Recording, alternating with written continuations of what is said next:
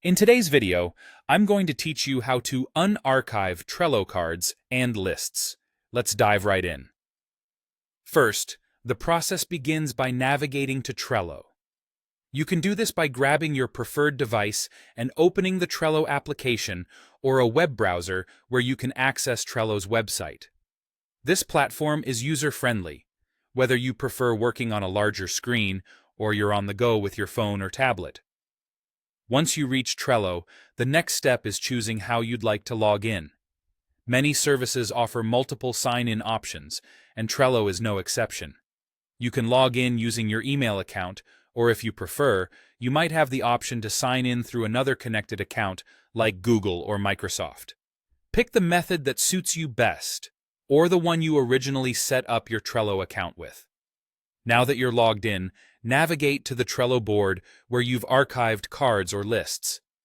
Each board represents a project or area of your life you're managing, so pick the right one. Finding your way to the board's menu is the next important step. This menu holds the key to viewing your archived content. On the board menu, look for something that resembles an ellipsis or three dots.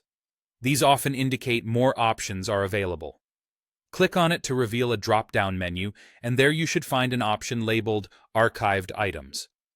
Selecting this will bring you closer to your archived lists and cards. Once you've arrived at the Archived Items section, you will see a list that features two interchangeable categories, one for cards and another for lists.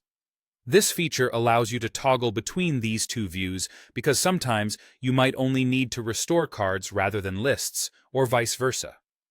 To unarchive, whether it's a card or a whole list, look to the right side of each archived item. There you'll find the Restore button icon. This button is visually designed to be easy to spot, aiming to provide a seamless experience as you revert items back to your active workspace. When you click the Restore button, the chosen card or list is directly moved back to its respective place on your Trello board, ready for you to continue working with. And there you go. You've effectively navigated Trello to unarchive your cards and lists, restoring them and making them visible once more on your board. This process is not only straightforward, but ensures you maintain an organized system by seamlessly integrating archived items back into your workflow. Thank you for watching, and I hope you found this guide helpful in managing your Trello boards more efficiently. Stay tuned for more tips and tutorials.